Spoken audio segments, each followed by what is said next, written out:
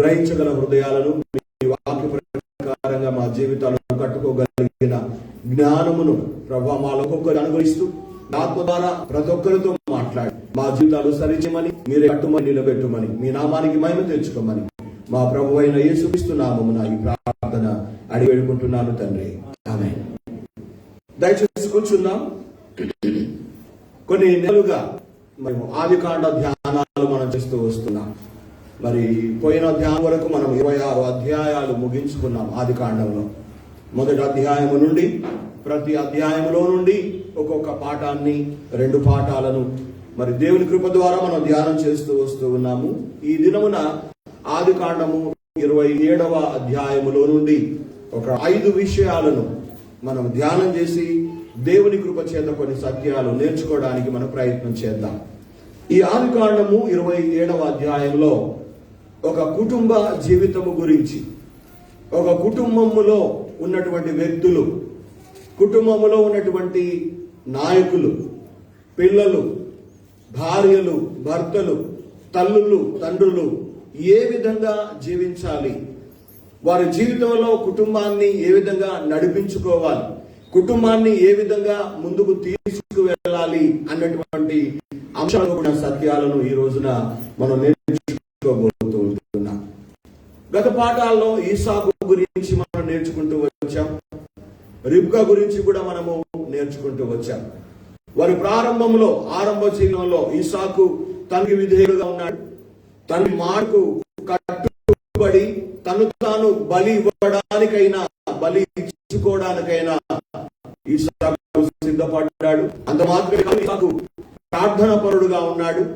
ఈసాకు తన వివాహ విషయంలో దేవుని చిత్తానికి తలవంచడు అన్న మంచి లక్షణాల గురించి ఈసాకు ధ్యానం చేశారు. అదేవిధంగా రిబ్కా గురించి ధ్యానం చేయాలంటే తన పవిత్రమైన జీవితాన్ని కాపాడుకున్న వ్యక్తిగా మనం చూసాము. ఆమె కూడా దేవుని చిత్తానికి భర్త ఎలా ఉంటాడో, ఏ కలర్ లో ఉంటాడో, ఎంత ఎత్తులో ఉంటాడో, ఏం పని చేస్తాడో తెలియనప్పటికీ కూడా తన వివాహ విషయంలో దేవుని చిత్తానికి తవంచి తాను కూడా ఒప్పుకున్న వ్యక్తిగా మనం చూస్తూ వచ్చాము.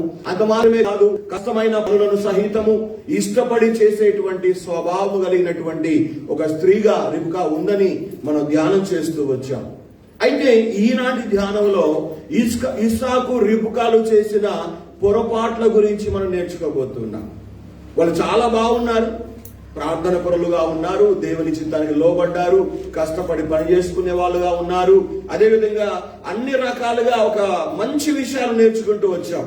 కానీ ఈ రోజున ఇస్సాకు రిబ్కాల జీవితంలో నుండి, వారి కుటుంబ జీవితంలో నుండి కొన్ని నెగిటివ్ థాట్స్, లేకపోతే వారు చేసిన ఒక పొరపాట్లను, తప్పులను ఈ రోజున మనం నేర్చుకుంటూ, మనం ఒకవేళ ఇస్సాకు లాంటి వ్యక్తిత్వం పురుషుల్లో ఉంటే వాటిని సరి చేసుకోవడానికి చూద్దాం. రిబ్కా లాంటి వ్యక్తిత్వం స్త్రీలలో ఉంటే వాటిని సరి చేసుకోవడానికి దేవుని కృపను కోరుకుంటూ, ప్రార్థన ద్వారా దేవుని కృప చేత మన జీవితాలు సరి చేసుకోవాల్సిందిగా నేను మీకు జ్ఞాపకం చేస్తూ ఉంటున్నా. అయితే ఇక్కడ 27వ అధ్యాయము మొదటి 4 వచనాల్లో నుండి ఇస్సాకు చేసిన పొరపాట్ల గురించి మనం ఈరోజు ధ్యానం చేద్దాం. మొదటి 2 వచనాలను చదివి సహాయం చేయండి. ఇస్సాకు వృద్ధుడై అతడి కనులకు మంద దృష్టి కలిగినప్పుడు అతడు తన పెద్ద కుమారుడైన ఏశావును పిలిచి, నా కుమారుడా,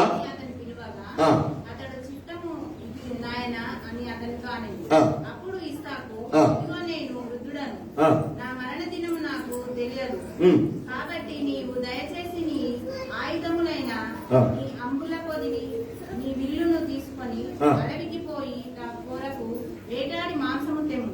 చాలు. ఈ భాగంలో చూస్తే ఇస్సాకు వృద్ధుడైపోయినట్టుగా, కనులకు మంద దృష్టి ఉన్నట్టుగా, తన మరణమైనప్పుడు ఆయనకు తెలియని పరిస్థితుల్లో ఉన్నట్టుగా మనకు అక్కడ వచనము తెలియజేస్తా ఉంది. ఇక్కడ వృద్ధుడు అంటే ఇస్సాకుకు అప్పుడు ఎంత వయసు ఉండొచ్చు అని గనక లెక్కేస్తే ఆ బైబిల్ ఆధారంగా 120 సంవత్సరాల వయసులో ఉన్నట్టుగా మనకు అక్కడ అర్థమవుతుంది. ఎందుకంటే ఆదికాండం 25-26 వచనం ప్రకారం ఏశావు యాకోబులు పుట్టినప్పుడు ఇస్సాకుకు 60 సంవత్సరాల వయసు ఉంది.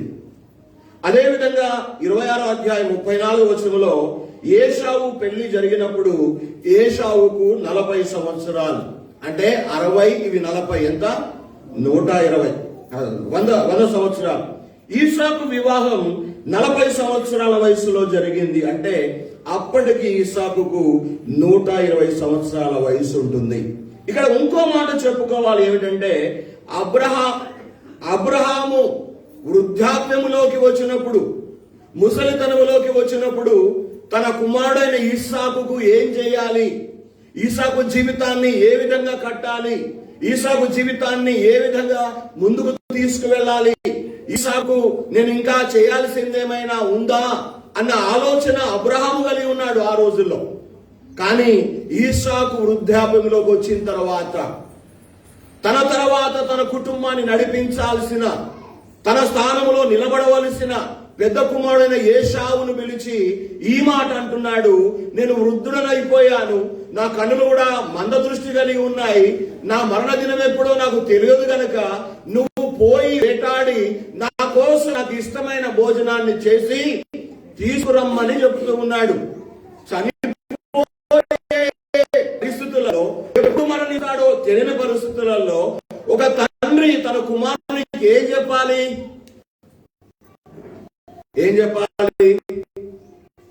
కొడుకా,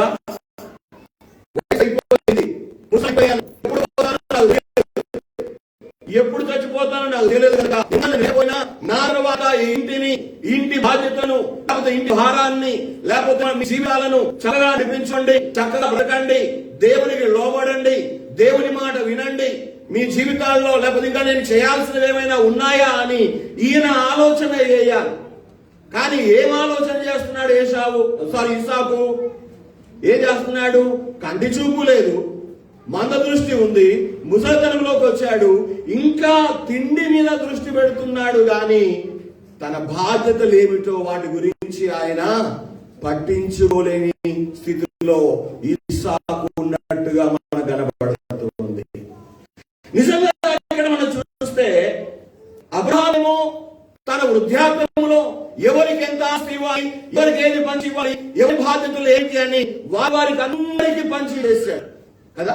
నిజముగా చూస్తే అబ్రహాము జీవితం, ఇస్సాకు జీవితం చాలా తేడాగా ఉన్నట్టుగా మనకి ఇక్కడ కనబడుతుంది.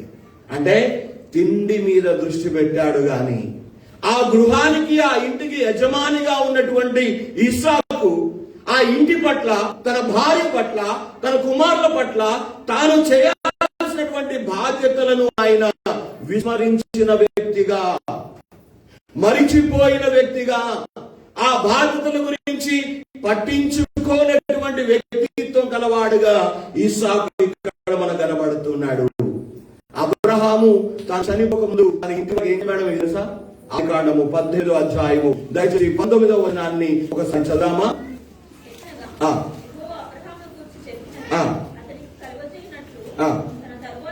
తన తరువాత తన పిల్లలను, తన ఇంటి వారును నీతి న్యాయమును జరిగించుచు యెహోవా మార్గమును గైకొనుచు. దేవుడు ఈ మాట, తన తరువాత తన ఇంటి వారు, తన పిల్లలు నీతి న్యాయమును జరిగించుచు యెహోవా మార్గమును గైకొనేవారుగా ఉండాలని అబ్రహాము తన ఇంటి వాళ్ళందరికీ చెప్పాడట తన ముసలితనంలో.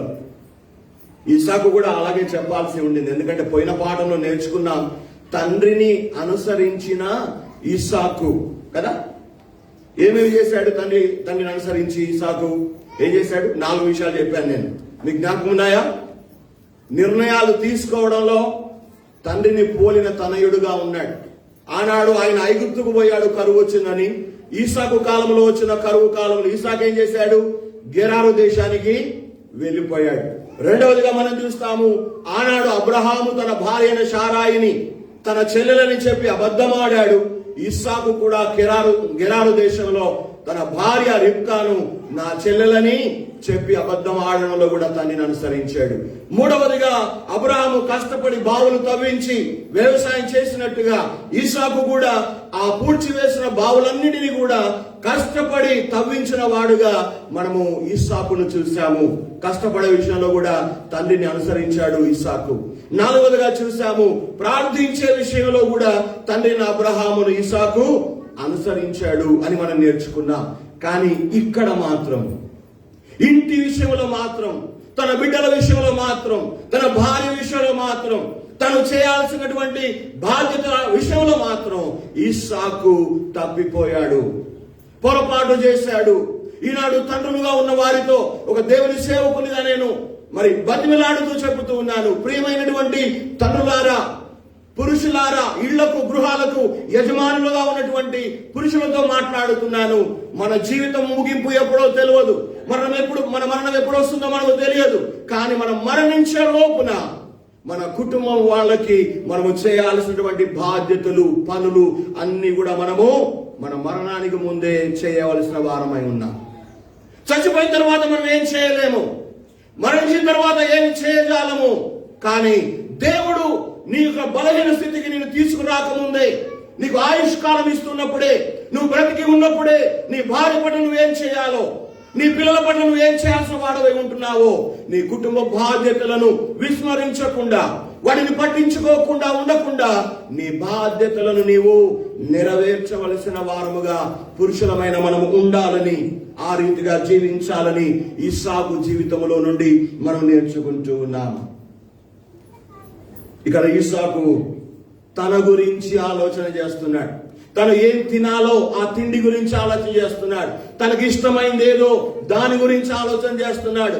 ఆయన అంటే ఆ ఏశావు ఏది చెప్తే తీసుకొచ్చేవాడు కదా.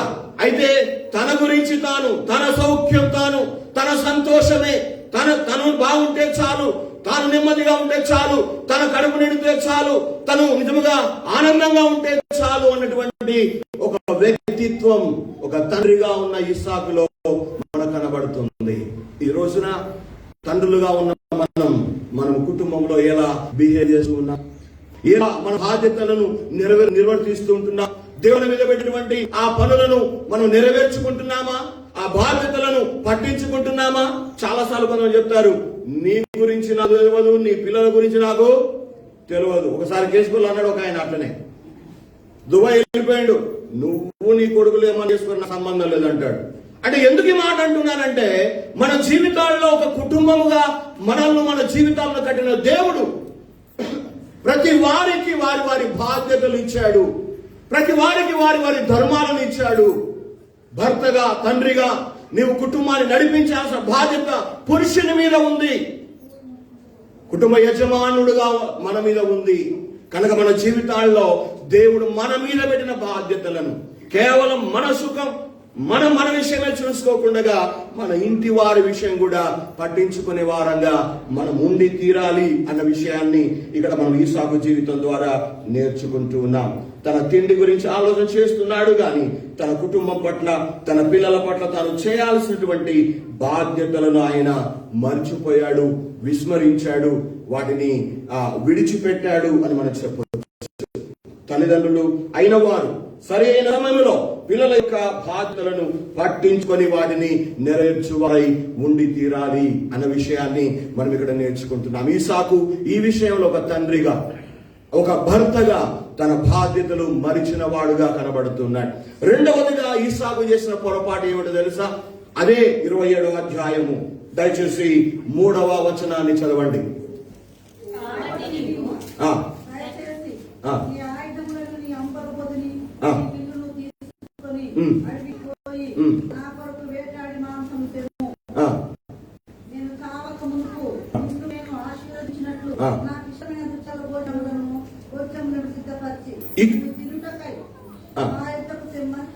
ఇక్కడ రెండవదిగా మనం చూస్తున్నాము, నేను చనిపోక ముందు నాకు ఇష్టమైనటువంటి భోజన పదార్థములను సిద్ధం చేసుకొని నా దగ్గరికి తీసుకురా.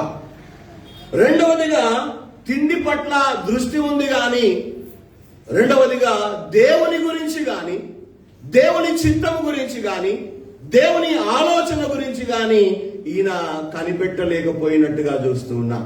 ఎట్లా అంటే ఏశావు యాకోబులు రిబ్కా గర్భములో ఉన్నప్పుడు దేవుడు వాళ్ళకు ఒక మాట చెప్తాడు, 2 జనములు నీ గర్భములో ఉన్నాయి, పెద్దవాడు చిన్నవానికి దాసుడు అవుతాడు, నేను చిన్నవాడిని నేను ఎన్నుకుంటాను అన్నటువంటి దేవుడు తన చిత్తాన్ని రిబ్కాతోను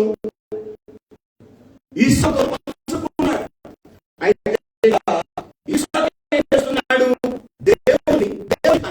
దేవుని విషయాన్ని పక్కన పెట్టేసి తన చిత్తాన్ని అమలు చేయాలనుకుంటున్నాడు.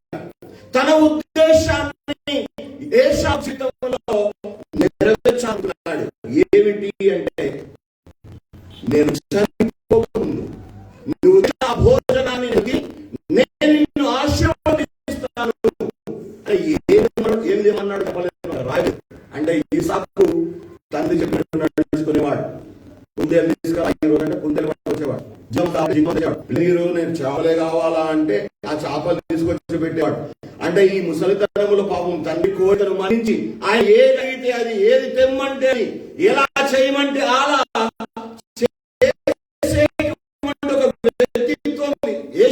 ఏశావు ఉంది. అది ఆయన ఆ రోజు ఏమన్నాడు మనకు తెలియదు.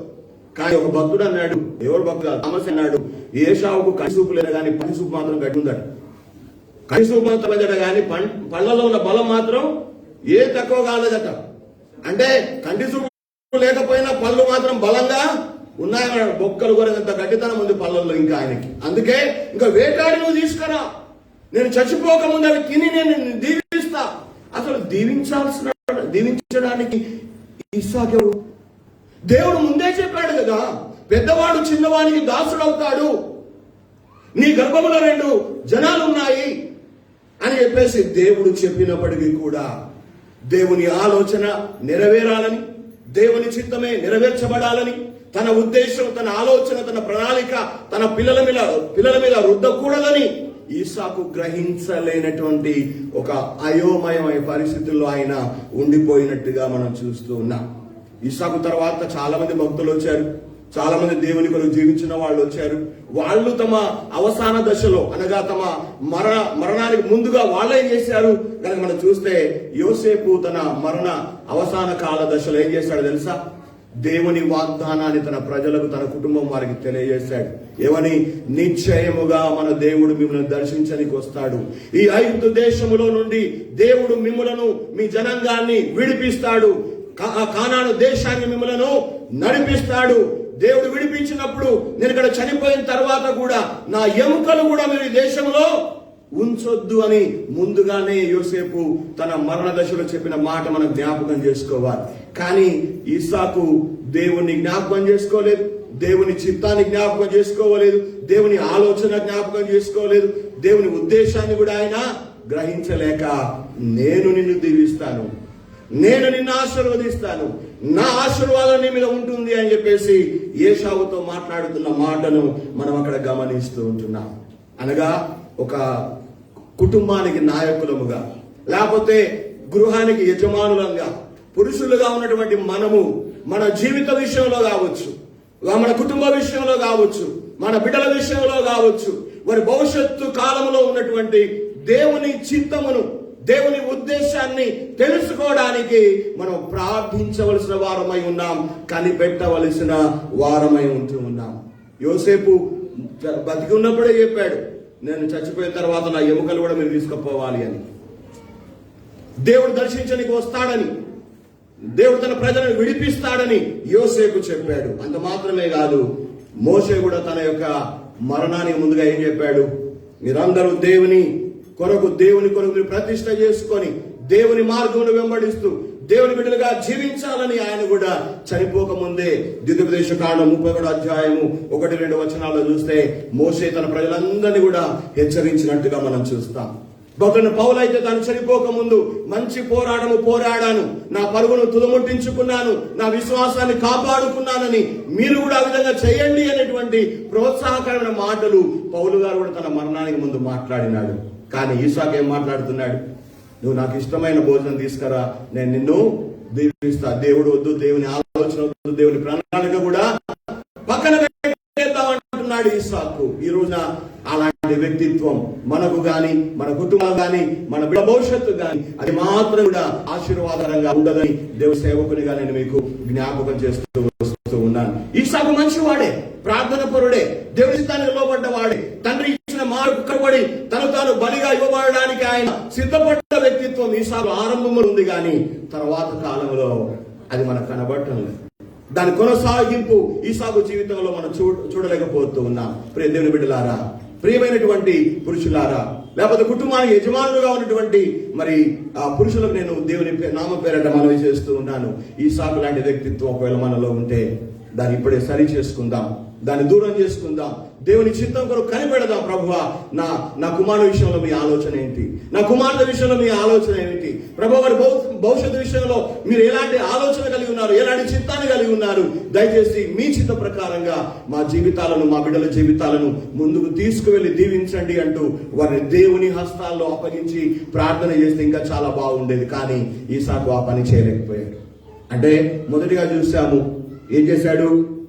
తిండి మీద దృష్టి పెట్టాడు కానీ తన బాధ్యతలు మర్చిపోయాడు. రెండోదిగా చూసాము, ఆ భోజనం కొరకు ఆశ కలిగి ఉన్నాడు కానీ దేవుని ఆలోచనను గ్రహించలేక దేవుని ఉద్దేశాన్ని పక్కన పెట్టిన వ్యక్తిగా మరి ఇస్సాకుని చూస్తున్నాం. మూడోదిగా కూడా ఇస్సాకు చేసిన పొరపాటు ఏమిటో చూద్దామా? దయచేసి 27వ అధ్యాయము 4వ వచనం చూద్దాం.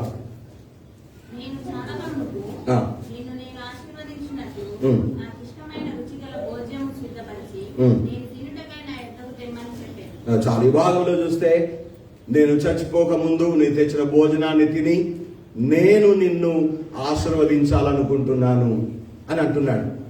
ఇక్కడ మీకు ఏమైనా ఆలోచన వస్తుందా? మూడవ పొరపాటు ఏంటి అది? ఆయన ఇంకో కొడుకున్నాడు కదా, ఎవరు? యాకోబు.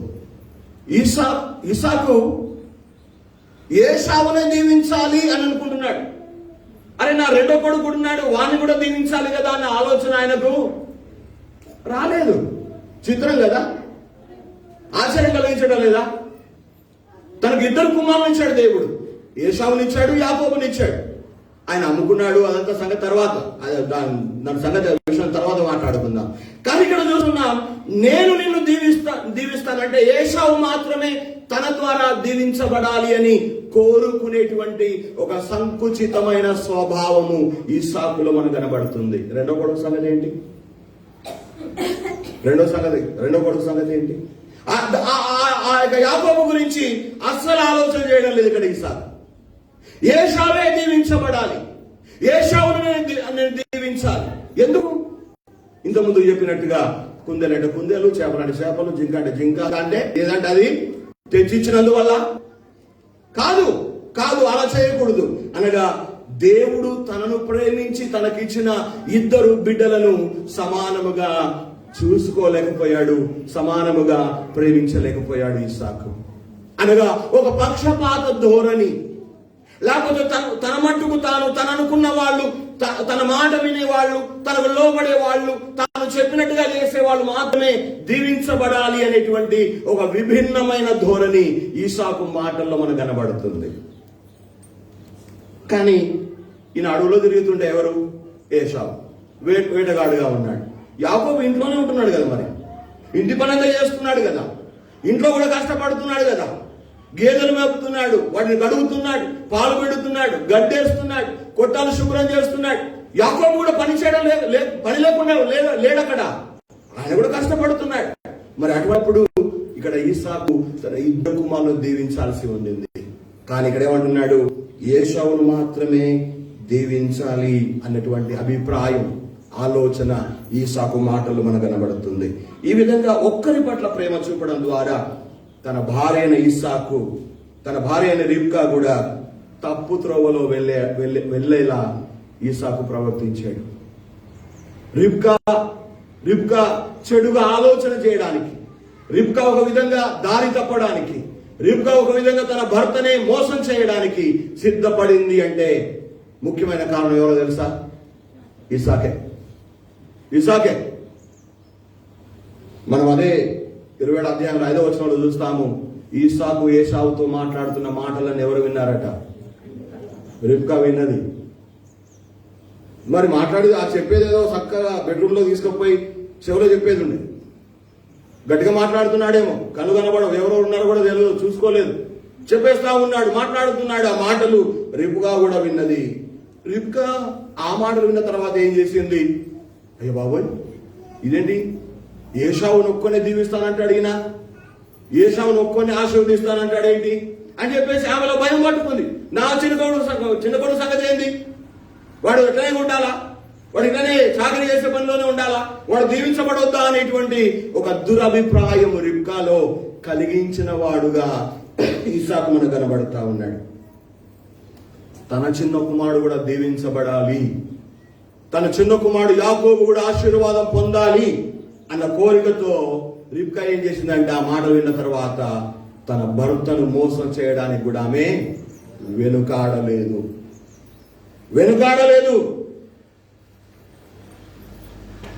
రిబ్కా తన భర్తను మోసం చేసింది. యాకోబు తన తండ్రిని మోసం చేశాడు. ఏశావు యాకోబు మీద పగ పెంచుకున్నాడు. మొత్తం కుటుంబం అంతా ఎవరికి వారే విడిపోయినట్లుగా మనం చూస్తున్నాం. ఒకరి మాట ఒకరు వినే పరిస్థితి లేదు అక్కడ. ఇస్సాకు ధోరణి వేరు, ఈసా మాట వల్ల అభిప్రాయం మారిపోయింది, ఆమె వేరైపోయింది. ఇస్సాకు ఏశావును దీవించాలనుకుంటున్నాడు. లేదు, ఆ దీవెన ఆశీర్వాదం యాకోబుకే రావాలి అనేటువంటి ఆ పట్టుదల, ఆ తెగింపు రిబ్కాలో వచ్చింది.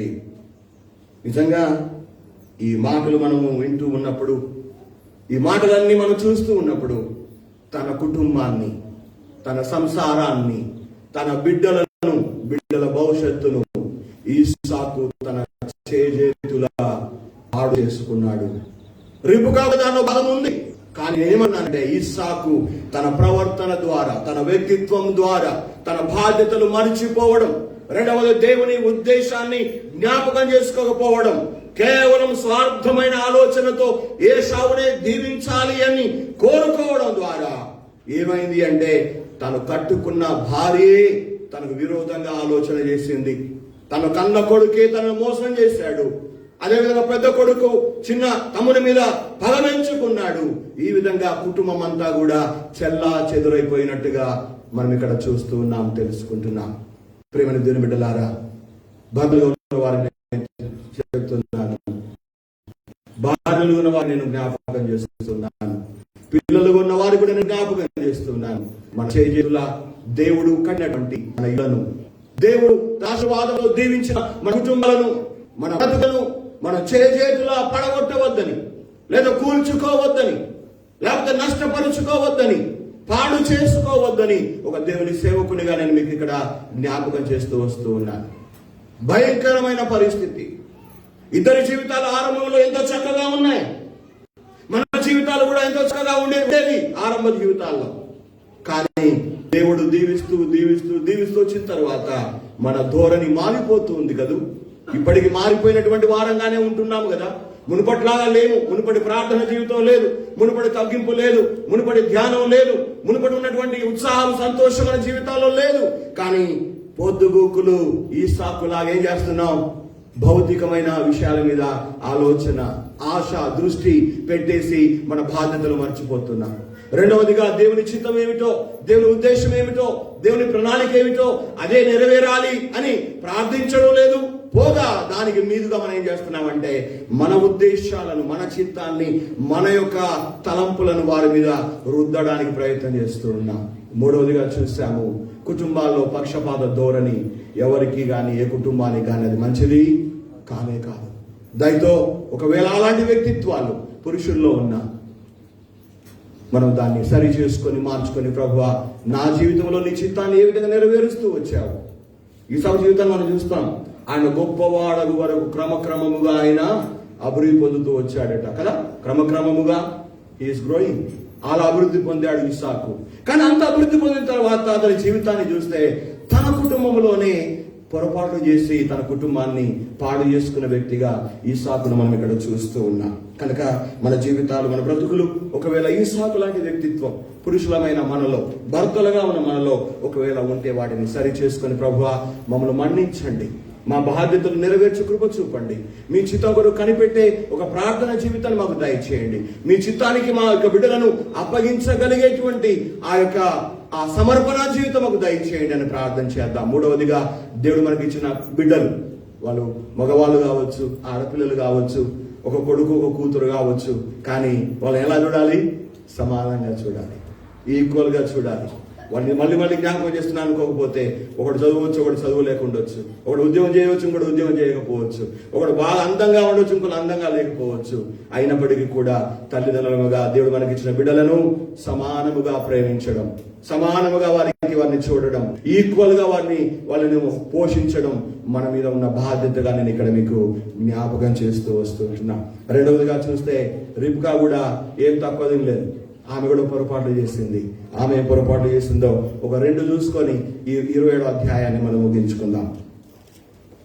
రిబ్కా కూడా ప్రారంభంలో నేను ఇంతకుముందు చెప్పినట్టుగా మంచి సాక్ష్యాన్ని కలిగి ఉండింది. తన కన్యత్వాన్ని, తన పరిశుద్ధతను కాపాడుకున్న వ్యక్తిగా చూశాం. దేవుని చిత్తానికి లోబడిన స్త్రీగా చూశాం. తన భర్తకు లోబడిన ఒక మంచి భార్యగా చూశాం రిబ్కాను. కానీ రిబ్కా ఒక తల్లిగా కొన్ని విషయాల్లో రిబ్కా తప్పిపోయింది, పొరపాటు చేసింది, తప్పు చేసింది.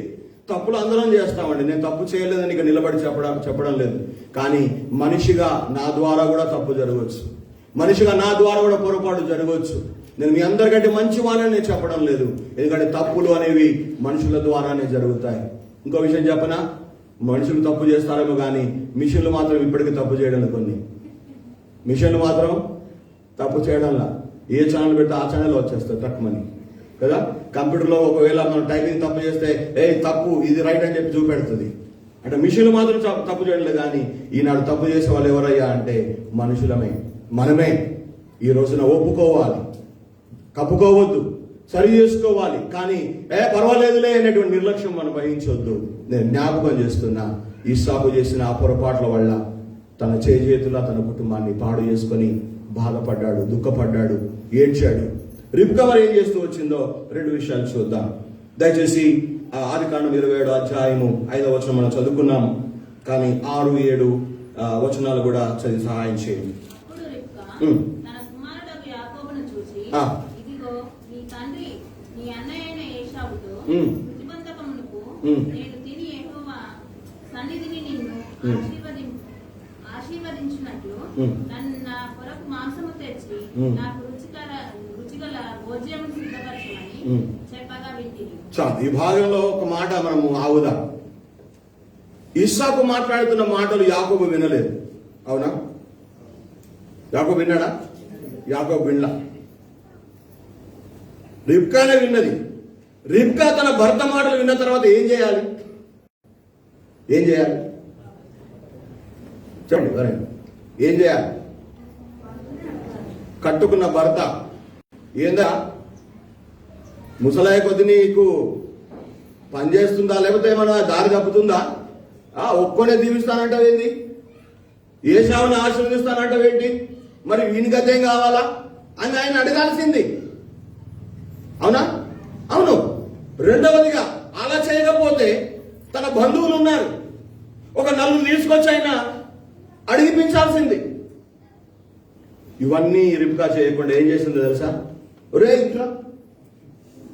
ఇంకా అదే సాగిరారా నీకు? అవే గుడ్లతోనే బతుకుతావా? నీకు బుద్ధి లేదు, రా ఇట్రా అని చెప్పి ఉపదేశం చేస్తుంది. ఎవరికి? చిన్న కొడుక్కి.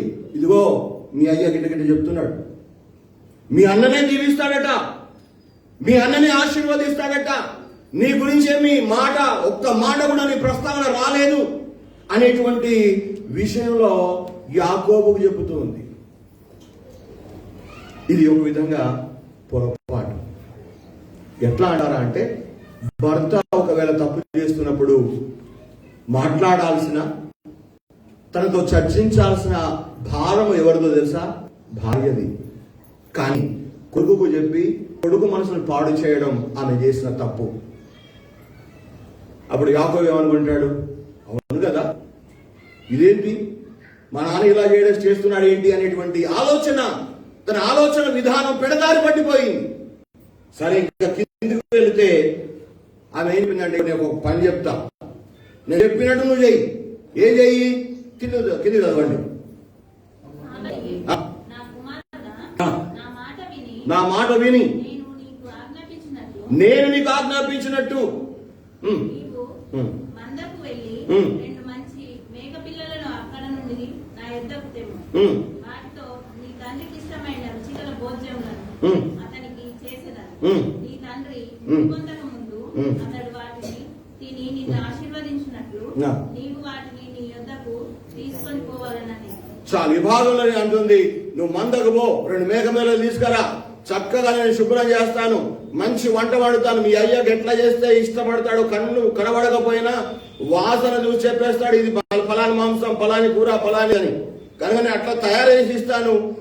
మీ నాన్న చనిపోక ముందు ఈ భోజనాన్ని తీసుకెళ్లి తిన్న తర్వాత నేను దీవించినట్లుగా నువ్వే తీసుకుపోవాలా మీ నాన్న దగ్గరికి అన్నది.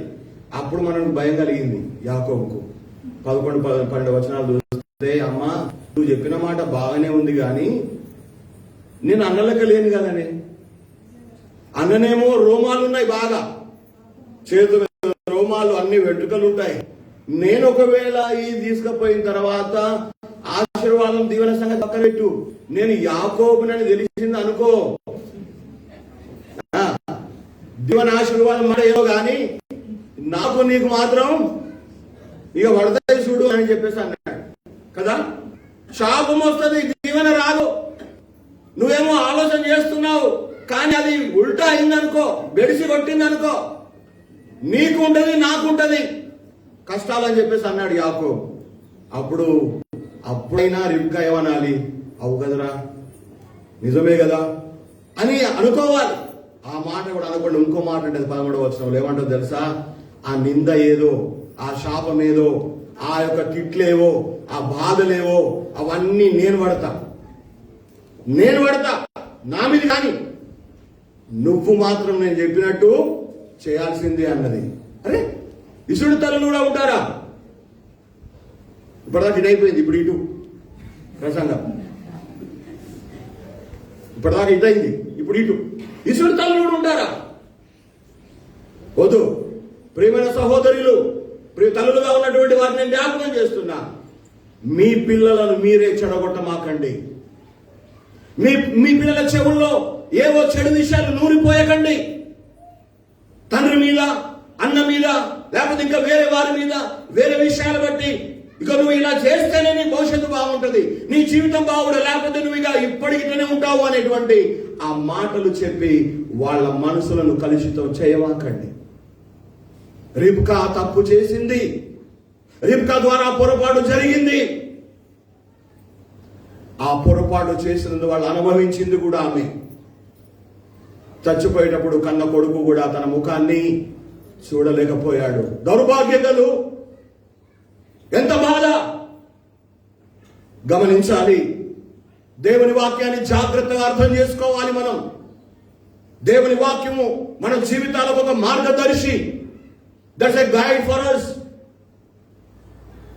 మన జీవితాలు ఏ విధంగా కట్టుకోవాలి, మన కుటుంబాలు ఏ విధంగా నిలబెట్టుకోవాలి, మన వ్యక్తిగత బాధ్యతలో ఏ విధంగా నడుచుకోవాలి, ఎప్పుడు ఏమి చేయాలి, ఎలా చేయాలి, అన్ని విషయాలు కూడా దేవుడు తన వాక్యం ద్వారా మనతో మాట్లాడుతూ వస్తాడు. ఈ రోజున ఇన్ని సంవత్సరాలుగా, ఇన్ని రోజులుగా దేవుని వాక్కును వింటూ వింటూ వింటూ ఉన్నప్పటికీ కూడా ఇంకా మన జీవితాల్లో ఇస్సాకు వలె పొరపాటు చేసే వారంగా, రిబ్కా లాంటి పొరపాటు తప్పులు చేసే వారంగానే మనం ఉండిపోతూ వస్తూ ఉన్నాము. కారణం ఏంటంటే మన పిల్లలు మన వారి జీవితాల్లో ఎదగకపోవడానికి, దీవించబడకపోవడానికి, వాళ్ళు ఒకరి పట్ల ఒకరు పగ పెంచుకోవడానికి, వారు ఒకరి నుంచి ఒకరు వేరైపోవడానికి, వాళ్ళ మధ్య ద్వేషము కలగడానికి తల్లిదండ్రులుగా మనమే కారకులేమేమో. మనం ఒకసారి మన గురించి మనము ఆలోచన చేయవలసిన వారమై ఉంటున్నాం.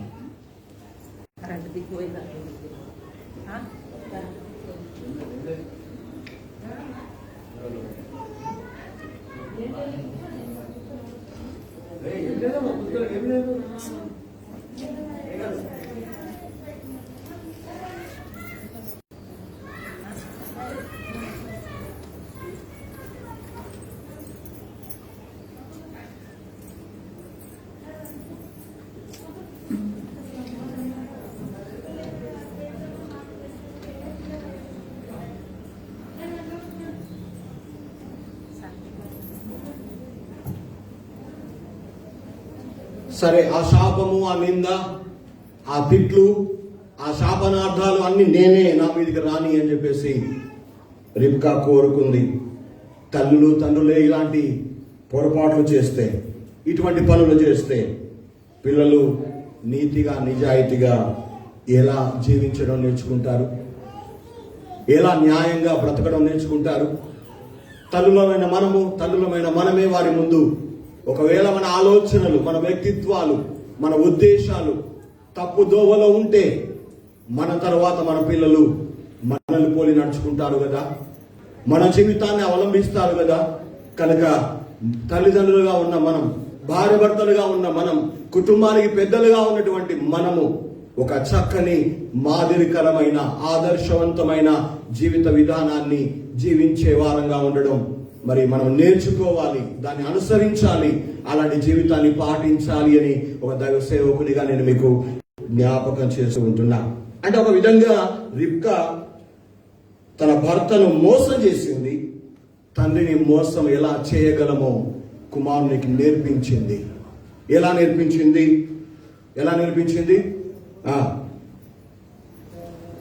ఆ మేకతోళ్ళన్నీ కప్పుతాను, రోమాలన్నీ ఆయన ముడి చూస్తే అన్ని రోమాలు తగులుతాయి కదా, కనుక ఏం పర్వాలేదు, నువ్వు తీసుకు వెళ్ళిపో అంది. ఆఖరికి ముసలోడు గట్టివాడే ఈసాకు.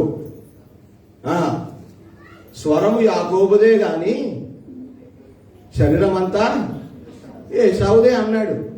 నిజంగా ఎంత మోసం! ఈ రోజున, ఈ దినాన, ఈ సమయాన తాను కట్టుకున్న భర్తను ఒకవైపు మోసం చేస్తూ, రెండవదిగా తన తండ్రిని మోసం చేయడం ఎలాగో కొడుకు నేర్పిస్తూ వచ్చింది. అసలు మన పిల్లలకు ఏం నేర్పించాలి మనం తల్లులుగా, తండ్రులుగా? ఇర్మియా గ్రంథము 9వ అధ్యాయము 20వ వచనాన్ని ఒకసారి చదువుతారా? ఇర్మియా 9:20. స్త్రీలారా యెహోవా మాట వినండి, మీరు చెవియొగ్గి ఆయన నోటి మాట ఆలకించండి. మీ కుమార్తెలకు రోదనము చేయడం నేర్పించండి. ఒకరికొకరు అంగలార్పు విద్య నేర్పించండి. తల్లులుగా, తండ్రులుగా మన బిడ్డలకు ఏం నేర్పించాలట? దైవ సన్నిధిలో అంగలార్చడం, దైవ సన్నిధిలో రోధించడం, ఏడ్చి ప్రార్థించడం మన బిడ్డలకు మనం నేర్పాల్సి ఉంది. కానీ మనం ఏం నేర్పిస్తున్నాం?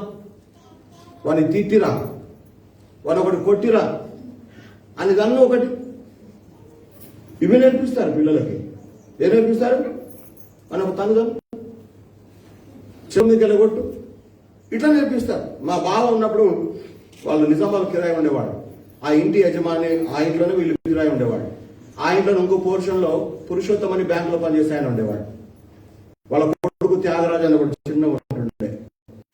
మా బావ వచ్చినప్పుడల్లా ఒక పండు లేకపోతే చాక్లెట్ ఏదో ఒకటి మనకి తీసుకొచ్చేవాడు అనమాట. అప్పటికి మా అక్క కాలేదు. అయితే అవి తెచ్చిస్తున్నాడు కనుక మా బావ ఏంటంటే వాడు ఇస్తుండే. ఆ చాక్లెట్ మీ అయ్యని రాకపోయాడు, పరుగున కొత్తగానే ఉంటుంది. అందరం నవ్వుతుంటే మీకు ఈ రోజున ఈ పరిస్థితి వస్తే నవ్వగలమా? ఈ పరిస్థితి మా కుటుంబంలో ఒకవేళ ఎదురైతే సంతోషించగలమా? నెవర్. మనం చేయలేం, ఏడుస్తాం.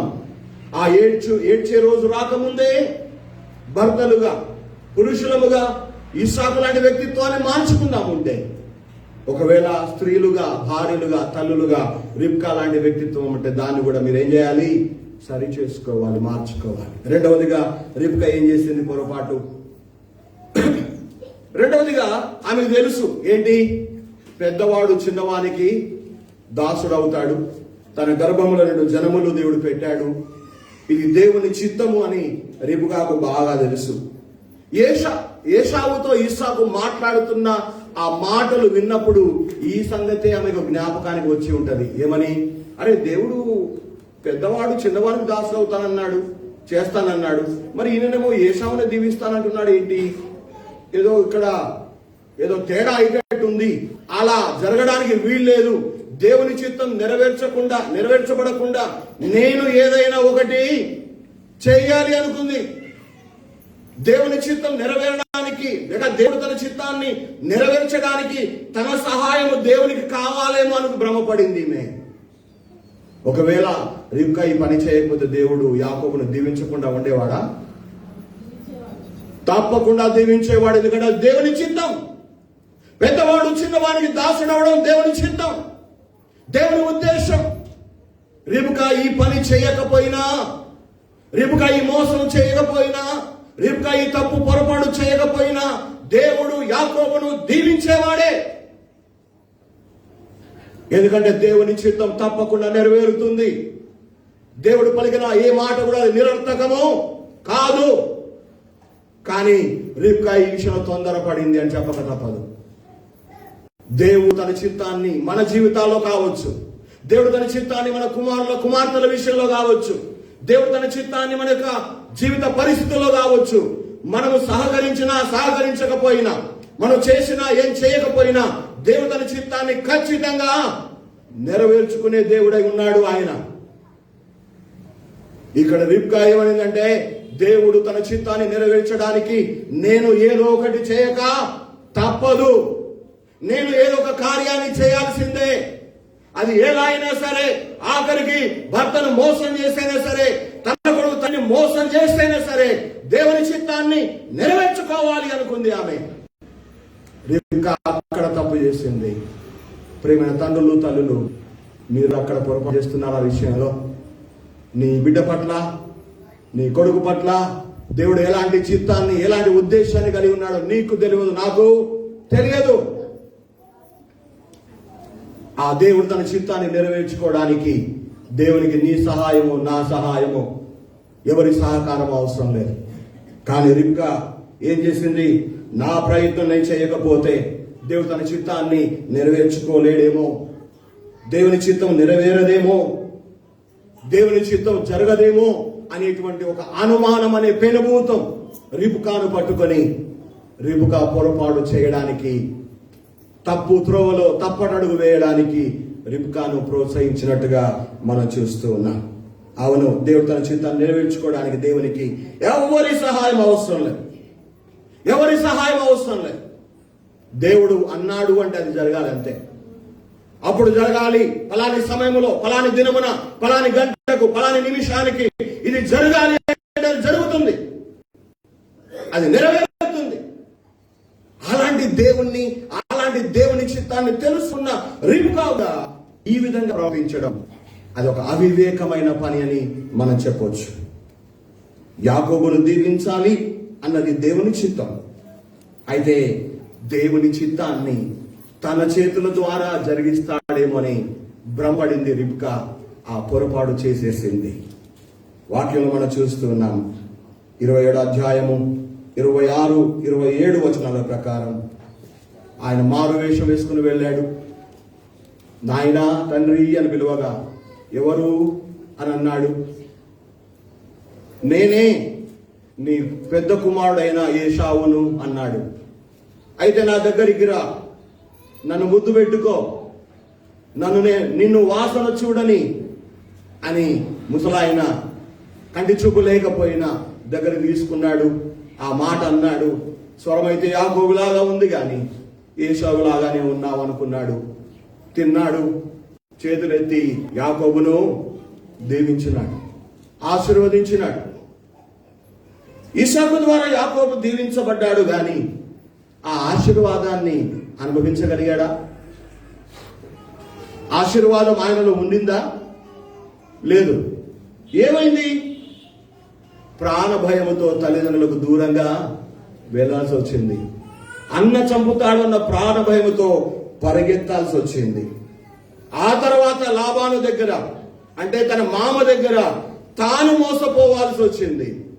14 సంవత్సరాల ఊడిగం చేసిన తర్వాత రాహేలు నుంచి పెళ్లి అయ్యా అంటే ఏం చేశాడు మామ?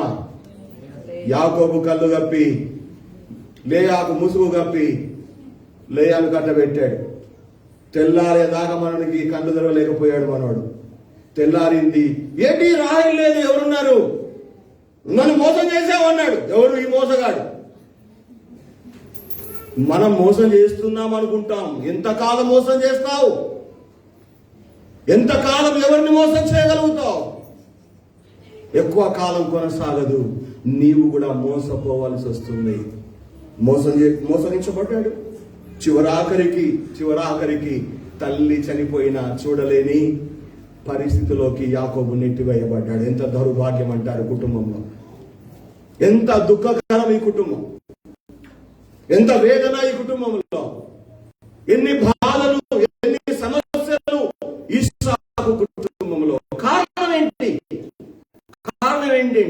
ఇస్సాకు విధానం రిబ్కా విధానం రిబ్కాది, ఏశావు జీవితం ఏశావుది, యాకోబు జీవితం యాకోబుది. ఎవరికి వారి యమున తీరే. అంటే ఇంకా ఒక్క కాకుండా నలుషగా ఎదిరిపోయారు కదా. ఇంకా నోటి మీద కొడుకు దూరమై ఈమె బాధపడ్డది. తన కొడుకును దీవించలేకపోయా అనే బాధ తండ్రిలో ఉండిపోయింది. అన్నదమ్ములేమో బాధలు పెంచుకున్నారు, ద్వేషాలు పెంచుకున్నారు. కనబడే తను చంపేస్తానని కట్టబడుకొని తిరుగుతున్నాడు. ఎప్పుడు చంపేస్తాడని భయంతో ఈయన వారిపోయాడు. గమనించాలి.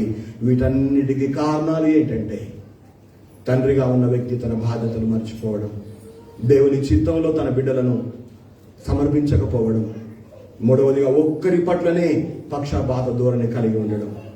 రిబ్కా జీవితాన్ని చూస్తే ఆమె ఏ విధంగానైనా తన కుమారునికి మోసం చేయడం నేర్పించింది.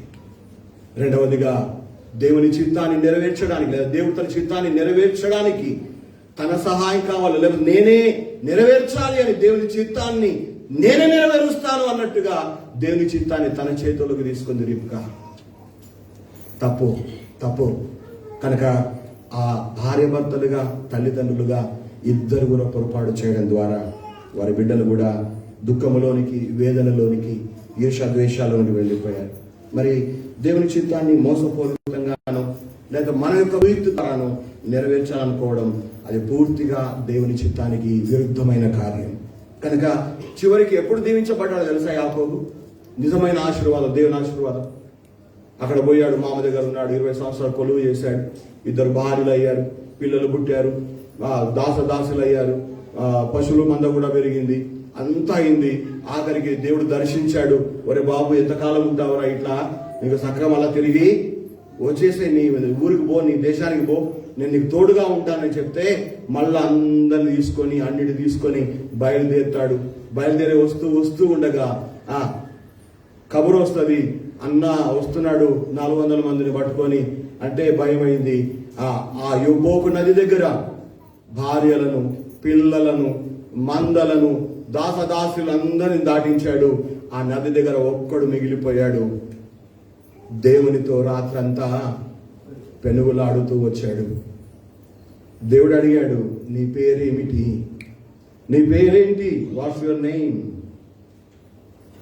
దాచుకోలేదు యాకోబు. అయ్యా, నేను యాకోబునయ్యా, నేను మోసగాన్నయ్యా, మోసం చేశానయ్యా, తండ్రిని, అన్నను, అందరినీ మోసం చేసి ఇదిగో పరదేశిగా తిరుగుతూ వచ్చానయ్యా అని ఒప్పుకున్నాడు. కాదు, ఇక మీదట నీ పేరు యాకోబు అనబడదు, నీ పేరు ఇశ్రాయేలు అనబడుతుంది. నువ్వు మనుషులతోనూ దేవునితోనూ పోరాడి గెలిచావు గనుక నీ పేరు మార్చి వేస్తానని నిజమైన దైవాశీర్వాదం దేవుడు అప్పుడు ఇచ్చాడు. ఈ దినమున మనం ఏమనుకుంటున్నామంటే లోకములో మనం కలిగినవే దేవుని ఆశీర్వాదాలు అనుకుంటున్నాం. మనం నివాసం చేసే ఇల్లు ఆశీర్వాదమే, మనం సంతోషించేటువంటి ప్రశాంతంగా నిద్రపోయేటువంటి మంచాలు కూడా దేవుని ఆశీర్వాదమే, తినే తిండి ఆశీర్వాదమే, దేవుని దీవెనే. కానీ నిజమైన ఆశీర్వాదం నువ్వెప్పుడు పొందుకుంటావో అప్పుడే నీ పేరు మారుతుంది, అప్పుడే నీ నడక మారుతుంది, అప్పుడే నీ చూపు మారుతుంది, అప్పుడే నీ వ్యక్తిత్వం కూడా మారి తీరుతుంది. అది నిజమైన దేవుని ఆశీర్వాదం. ఆ ఆశీర్వాదం లేనంత కాలం నీకెన్ని ఉన్నా, ఎందరున్నా అవి ఆశీర్వాదాలు కానే కావు. అవి ఆశీర్వాదాలని భ్రమపడకు, మోసపోకు, నీ జీవితాన్ని మోసం చేసుకోకు. ఇస్సాకు రిబ్కాల ద్వారా ఈనాడు కుటుంబాలుగా ఉన్న మనతో దేవుడు మాట్లాడుతున్న ఈ మాటలు ధ్యానం చేసి ఇంటికి పోయినాక మళ్ళీ ఆలోచన చేయండి. ఇంకా దేవుడు మీకు నూతన తలంపులు ఇస్తాడు. ప్రభువా, భర్తగా, తండ్రిగా నేనున్నాను, నా బాధ్యత ఏమిటి, నా పనులేమిటి, అయ్యా నా మరణం ఎప్పుడో నాకు తెలియదు కనుక నేను నా బాధ్యతలన్నీ కూడా నేను తీర్చుకోవాలి, నెరవేర్చాలి, చేయాలి. అవును, ఏ పూట ఏది ఇస్తే తింటాం. ఇలా ఆదివారం మటన్ ఇస్తే మటన్ తింటాం, చికెన్ ఇస్తే చికెన్ తింటాం, పప్పు తింటాం, అది వేరే విషయం. కానీ తిండి మీద దృష్టి పెట్టి నీ బాధ్యతలు, మన బాధ్యతలు మర్చిపోవద్దు. తిండి మీద దృష్టి పెట్టి దేవుని చిత్తాన్ని నిర్లక్ష్యం చేయొద్దు. తిండి మీదే నిర్లక్ష్యం చేస్తూ అనగా లక్ష్య పెడుతూ ఇంట్లో పార్షాలిటీ చూపొద్దు. ఆ పార్షాలిటీ మనమే చూపితే కట్టుకున్న భార్య అయినా తిరగబడుతుంది. కట్టుకున్న భార్య, పిల్లలు కూడా మనల్ని మోసం చేసే ప్రమాదం కూడా లేకపోలేదు. కనుక అలా మనము, మన జీవితాలు, మన కుటుంబాలు, మన బిడ్డల భవిష్యత్తు కూడా పాడు కాకోకుండా ఇప్పుడే జాగ్రత్త పడదాం, ఇప్పుడే సరి చేసుకుందాం మన జీవితాలను, మన కుటుంబాలను, మన సమస్తాన్ని. అయ్యా, నీ చేతుల్లో పెడుతున్నాను, నీ ఆశీర్వాదం నాకు కావాలి, నీ దీవెన నాకు కావాలి అని దేవుని గోజాడుదాం. దేవుడు తన నిజమైన ఆశీర్వాదంతో మన జీవితాలను తృప్తిపరుస్తాడు. అటు కృప, అటువంటి సహాయం దేవుడి మాటలు వింటున్న మీ అందరికీ, మీతో పాటు ఎన్నికలేని నాకు, నా కుటుంబానికి దయచేయాలని కోరుతూ నా మాటలు ముగిస్తున్న దేవుడి చిన్న మాటలు మన గిడిలో ఆశీర్వదించి గాక.